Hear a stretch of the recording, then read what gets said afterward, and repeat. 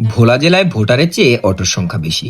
না, এই কথাটা আমি শুধু এমনি এমনি বলছি না, এর পিছনে এক বাস্তব অভিজ্ঞতার ভিত্তি আছে। আমরা যখন বাস স্ট্যান্ড বা কোথাও বাসের জন্য অপেক্ষা করি, লক্ষ্য করলেই দেখা যায় দু একদিন পর পর একই বাস, একই ড্রাইভার, একই হেল্পার, সবই যেন পরিচিত। কিন্তু অটোর ক্ষেত্রে চিত্রটা একেবারেই আলাদা। আজ যে অটোতে উঠলাম, হয়তো পরের 10 দিনও আর সেই অটোটা চোখেই পড়বে না।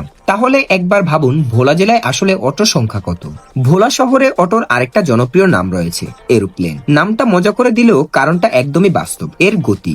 বিশ্বাস করবেন কিনা জানি না, একদিন বাংলা বাজার থেকে ভোলার উদ্দেশ্যে এক অটোতে উঠেছিলাম। তখন মনে হচ্ছিল এটা অটো নয়, এটা যেন একটা প্রাইভেট কার ছুটে চলছে। অটোর গতি এমন ছিল যে নিজের ওজন সামলে ঠিকমতো বসে থাকাটাই ছিল সব থেকে বড় চ্যালেঞ্জ। অটো চালকদের দক্ষতাও আলাদা করে বলার মতো।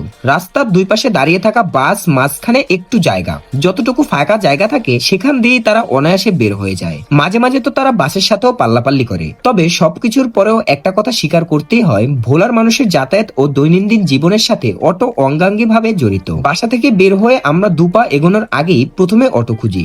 অটো আমাদের দ্রুত, সহজ আর হাতের নাগালে যাতায়াতের ভরসা।